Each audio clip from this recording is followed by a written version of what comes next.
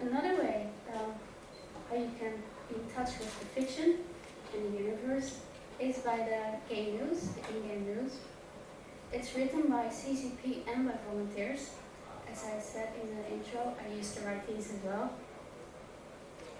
The in-game news is about player news, like who's going to war, I would say who's sleeping with who, but that doesn't look right. But who's going to war, what are they doing, does anybody have something interesting to say maybe? It happens that one player can be in the news for a whole year, like every month there's something to say, and then they disappear suddenly. And then the journalist will go, what are you up to? Come on, tell us. You know, something is going on. The silence is scary. So there's a lot of different sort of news from the players. It's not just about war, but also about other things they're doing. And then there's the news about all the different factions in the empires. And last year there was a lot of news because we were trying to gear up to factional warfare. And you can read the in-game news in-game and also on the website.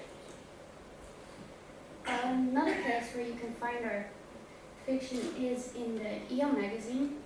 It's a magazine dedicated entirely to Eve, and it contains stories written by players and proofread by CCP. They are approved by CCP, and that makes them an official part of our history, Eve history. And sometimes they are also written by CCP. If our writers feel very creative that time, then they might also write for EM as well. And yeah, it's quite nice to actually read things in a real book or newspaper. So EM is very nice to read. And we have a real book as well, the Imperial Age novel. It was released not so long ago, and it builds up to how the four empires went to war. Because in all of Eve, when Eve was launched, the empires had this, status quo. They weren't actively fighting, they weren't the best of friends either. There were a lot of tiny situations going on, but they were subdued, and they were always politically explained, like, oh, sorry, I'm so sorry, we blew you up. That really was an accident, and it was, smoothed over. But in the last expansion, it changed, and all the empires are actively at war at the moment. And the Imperial Age novel explains how this happened.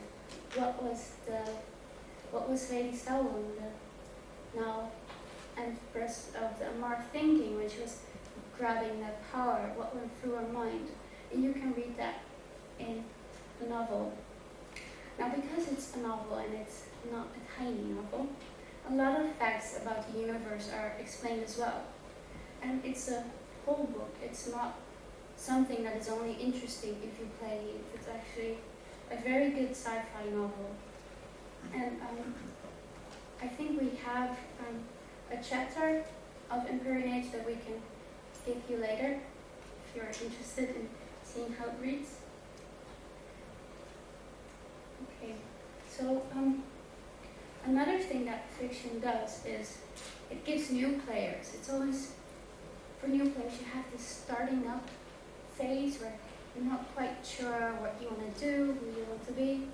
And the fiction will give you a sense of what this world is like. Our fiction is brutal, it's harsh, it's not a fluffy, pink, happy-going bunny world. There's no elves, there's no magic, there's a lot of laser fire, torpedoes, and missiles. And if new players join and they ask our community, like, do you have any tips or advice? The first thing they give you is say, don't trust anybody. And the fiction will give this message as well. It also gives you a sense of identity. You're not like starting out as nothing, but okay, I'm Amar, I believe in God, I want to be a righteous person.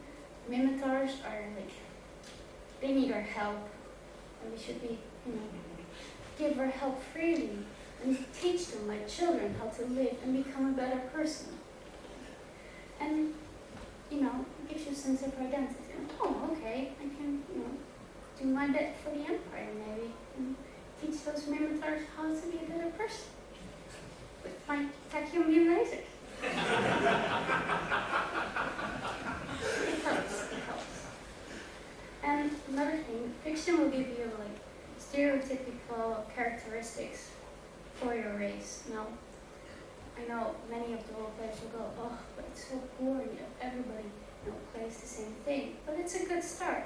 New players might, say in a week, okay, I think I get it, but I want to be a genuinely nice Amar. I don't want to be all that, I had some bad experiences and maybe my faith in God isn't that strong anymore.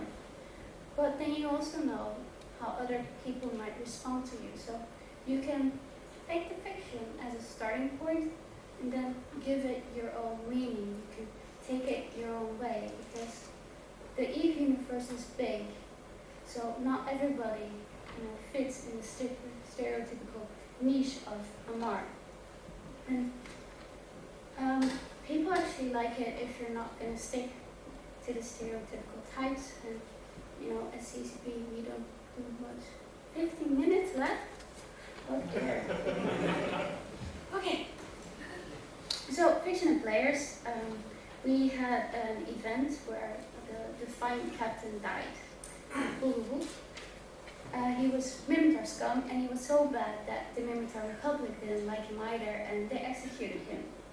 Ushka Khan, our role-playing group, went nuts. They were like, you cannot kill our hero. That was just, you're the Minotaur Republic, stop doing that, stop killing Minotaur, The Amar War's enough. So they made these real propaganda posters, and they appeared in Eon. And everybody, even non-role players, just loved to see how far they took it.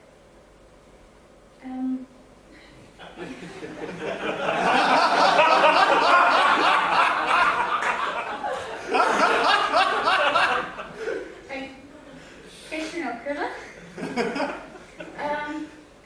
In Eve, you can become famous just for who you are, and Krilla is an example of one individual becoming very famous and very loved for all that he has done for the Eve community. And the capital ship in high security mining, that's just, special. No, it's wrong. Yes, special people. It's quite endearing.